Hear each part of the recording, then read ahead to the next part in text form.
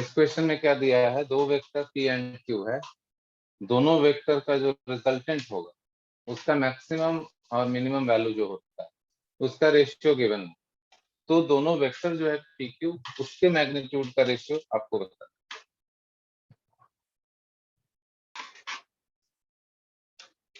According to question इसके हिसाब से चल रहे तो मैक्सिमम वैल्यू होता है PQ का P प्लस Q और मिनिमम होता है P minus. This ratio is 3:4। इसको क्रॉस मल्टीप्लाई करके PQ का रेशियो निकाल लेना है, विच इज वेरी सिंपल। देखिए P plus Q equals 3 times P minus 3 times Q। यहां से आ गया 4Q इक्वल्स 2P। तो P इज टू Q, ये हो गया 2:4। This is the answer.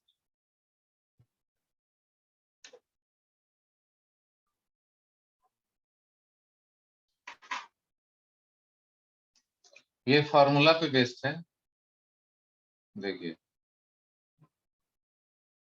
जो रिजल्टेंट वेक्टर का डायरेक्शन होता है, जो हम लोगों ने पैरेललोग्राम लॉ में डेरिवेशन जो किया था, ये अगर वेक्टर P है और इधर Q है और दोनों के बीच में एंगल अगर थीटा है and the resultant vector is R vector का P वेक्टर के साथ एंगल अगर अल्फा है तो tan अल्फा का एक फार्मूला हम लोगों ने डिराइव किया था, जिसके साथ ये एंगल होता है वो यहाँ आता है P, और दूसरे वेक्टर का मैग्नीट्यूड यहाँ आएगा, then sin theta by cos। तो according to question theta is 120 degree, angle between the two vectors is 120 degree, smaller force 10 Newton है और उसी के साथ रिजल्टेंट का एंगल बताना है, यानी अल्फा अगर P को हम लोग 10 न्यूटन मान लें और Q को 20 न्यूटन, तो we have to find alpha कि अल्फा की वैल्यू कितनी है। Now substitute this values.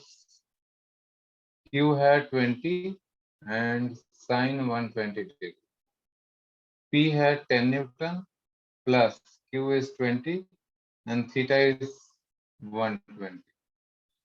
तो ये वैल्यू हो जाती है 20 इंटू √3/2, साइन 120 √3/2 60 के बराबर होता है। 10 प्लस 20 cos 120 इज -1/2। तो डिनोमिनेटर देखिए आप, 20 और 2 कैंसिल होके -10 आ जाएगा, 10 माइनस 10 ये 0 आ जाएगा, यानी 1/0 इंफिनिटी आ गया। Therefore alpha is 90 degree. This is the answer.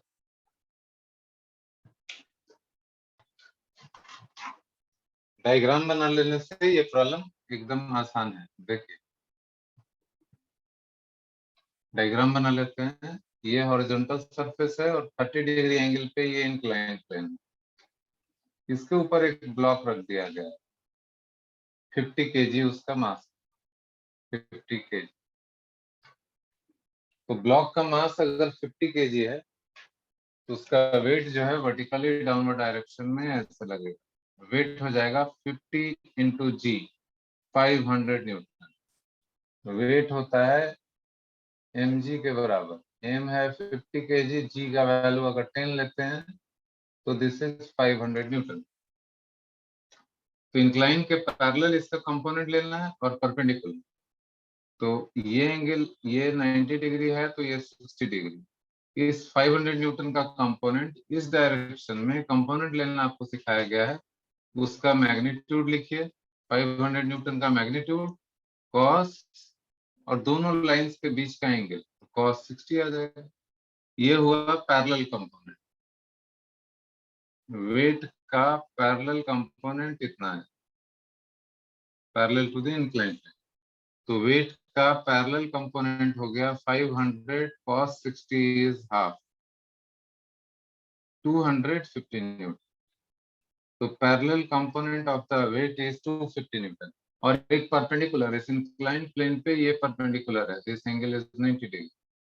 इधर चाहिए कंपोनेंट, ये 60 है, ये 90 डिग्री है, तो ये एंगल 30 डिग्री हो जाएगा।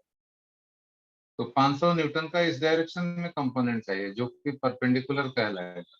तो 500 न्यूटन कॉस, और इन दोनों लाइंस के बीच का एंगल है 30 डिग्री, ये पूरा 90 डिग्री। तो परपेंडिकुलर कंपोनेंट हो गया 500 इंटू √3/2, सो 250 √3 न्यूटन। तो perpendicular component is 250 √3, parallel component is 250 Newton. ये आंसर होगा।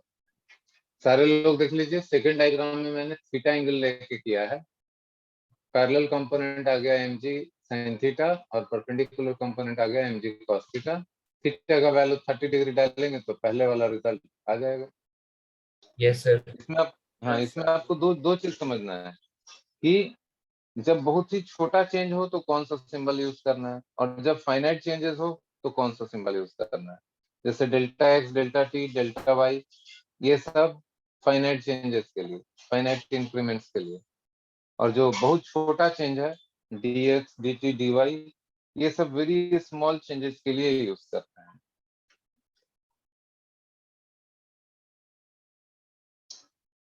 तो y is a function of x, a का कोऑर्डिनेट मान ले रहे हैं x, y, और b का कोऑर्डिनेट मान रहे हैं x plus delta x, y plus delta y। दोनों पॉइंट्स a और b पॉइंट्स का कोऑर्डिनेट्स हम लोगों ने एज्यूम कर लिया x, y, और b का x plus delta x, y plus delta y। Diagram में देखिए सभी लोग, ए और बी को मिलाने वाला स्ट्रेट लाइन जो है एक्स एक्सिस के साथ थीटा एंगल बनाता है। ये डिस्टेंस होना चाहिए x, यहाँ से भी परपेंडिकुलर डाल दिया, ए और बी से भी परपेंडिकुलर ड्रॉप कर दिया। ये एंगल अगर थीटा है तो ये एंगल भी थीटा ही होगा, और ये डिस्टेंस होना चाहिए delta x, finite change in x. ये हाइट, ये y है, और यहाँ से यहाँ तक ये हाइट होनी चाहिए डेल्टा y।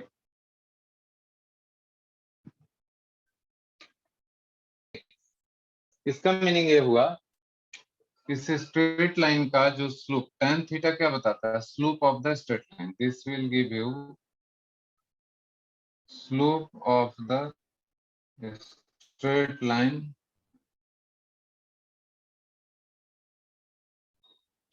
passing through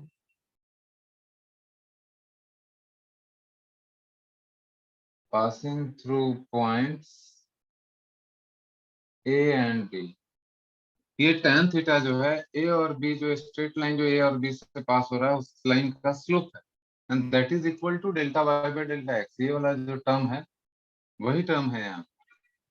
यानी किसी भी ग्राफ में, y वर्सेस x ग्राफ में, delta y by delta x ये बताता है slope of the straight line joining two points, ये बताता है।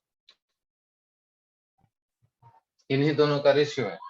tan थीटा कहलाता है slope of the straight line, delta y और डेल्टा s क्या है, ratio of vertical separation between the two points and horizontal.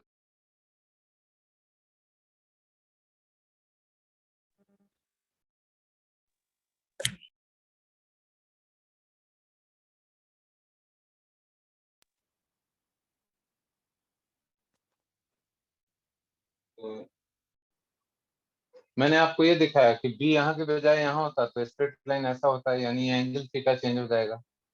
अब अगर b a के बिल्कुल पास आ जाए, दिस इज पॉइंट a, और b भी बिल्कुल यहीं पे आ जाए, ऑलमोस्ट a से टच करने वाला, देन ये दोनों को मिलाने वाला जो स्ट्रेट लाइन है, ये जो लिखा हुआ है कि it will become tangent at point a, this is tangent, tangent at A. A और बी बिल्कुल कोइंसाइड कर गए, तो जो स्ट्रेट लाइन है ए और बी को मिला के जो स्ट्रेट लाइन ड्रॉ किया गया है, इट बिकम्स टेंजेंट